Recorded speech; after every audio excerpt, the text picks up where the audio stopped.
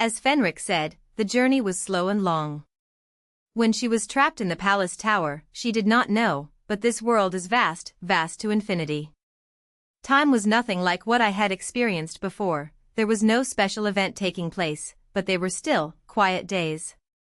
Sometimes she mixes with people and shares their atmosphere, and sometimes she spends her time with Fenrick in places that one thinks no one knows, mysterious places around which various legends have been woven.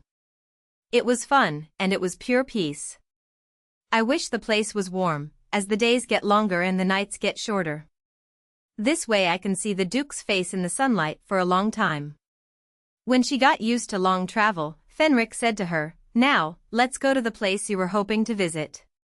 To the south, further south. If we walk along the sea we will reach an empire called Alfheim." Alfheim, which the god of peace was said to have accompanied for ages, was as Presepe had intended it to be, long days and short nights.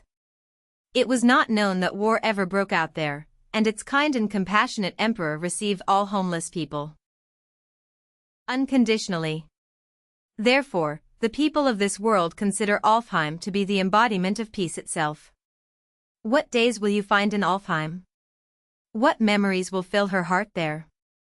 The future was still uncertain and unimaginable, but one fact was certain: as long as she was with Fenrick, there would be no more sadness or pain in her life.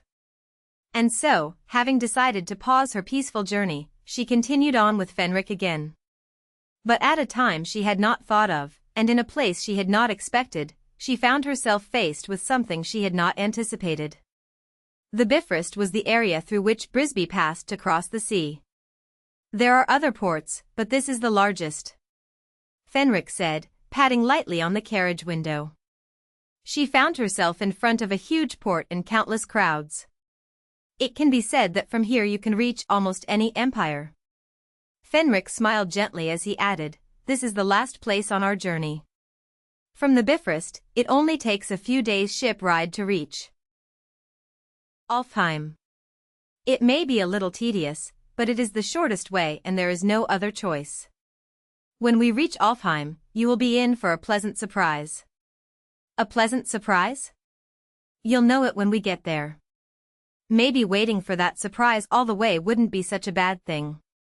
Perhaps the port is large, but there are a lot of people wearing strange costumes. It is a place where all people come together." Okay. Since she was possessed by that entity and remained trapped in Adiloya, every world outside her borders was unknown to her. That's why, even after seeing so many people during her travels, she couldn't stop being amazed every time.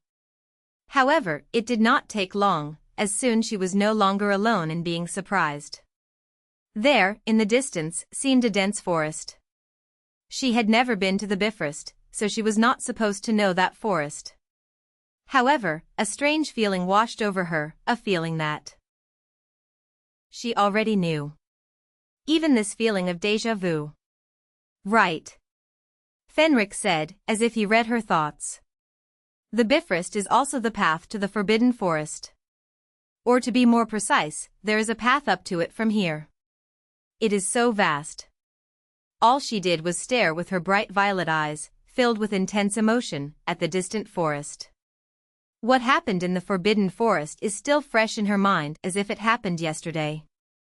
But what remained engraved like a scar among all those memories was, "However, if you had chosen me and loved me, that voice I heard that day, I thought you would understand me." Rather, those were Vidar's words that day. Quite unlike the rest of humanity, and now that she was about to leave for Alfheim, she knew that she would not be coming back here, neither soon nor far. Perhaps this will make her forget a lot, a forgetfulness unlike before. Duke. Not long after, Presepe murmured softly as she stared out the window. "When you said you would take me anywhere I wanted, did your promise still stand?" "Naturally," Fenrick quickly replied, "and also, forever." It seemed as if he already knew where Presepe wanted to go. So, without any hesitation, he held her hand tightly, and then through the narrow window told the driver the new destination. The prestige of the Forbidden Forest was unchanged. With a face full of fear, the driver said, the most I can do is take you to the entrance to the road leading to the forest. Then he added with a trembling warning, that place is dangerous. It is best not to enter it.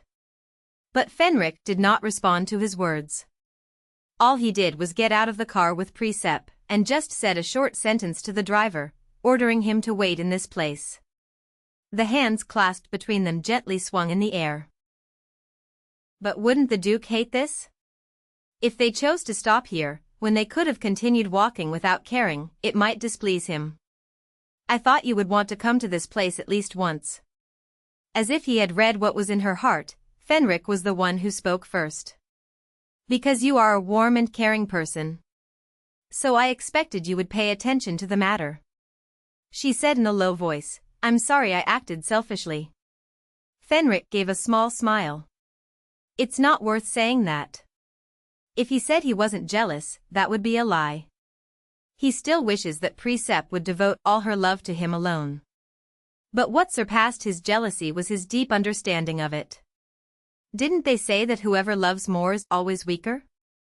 If this is true, then I will remain the weakest forever. Just as I am now. But that wasn't something that put me off. But this land, if we look closely, still belongs to Aitloya. Wouldn't that be a problem? Fenrick shook his head, as if to comfort her. The knights are no longer stationed here. So we won't encounter them anymore. What? The Forbidden Forest is still considered a scary place. It is true that it is still a home for monsters, but their number has decreased incomparably compared to the past, and even those who claim to have seen them have almost disappeared.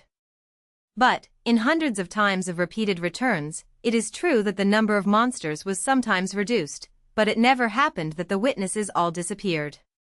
Could this be one of the changes that occurred when the world collapsed and the setting values were removed? Fenrick continued, therefore, tongues started telling stories again. They say that perhaps there was no such thing as a demon king in the first place. Or maybe, after being restrained by the Attilia warrior, he still can't wake up yet. Which answer did I hope would be correct? I've only gone back to the beginning.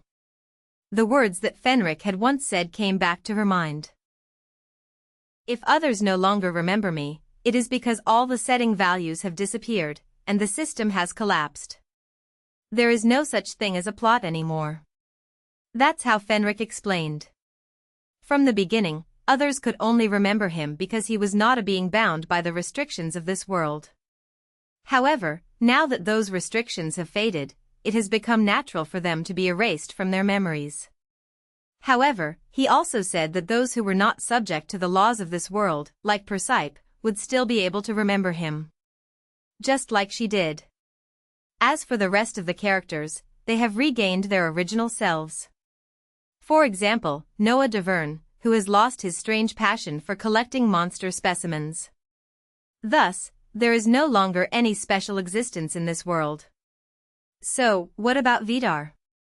Then, out of nowhere, she had already reached the depths of the Forbidden Forest.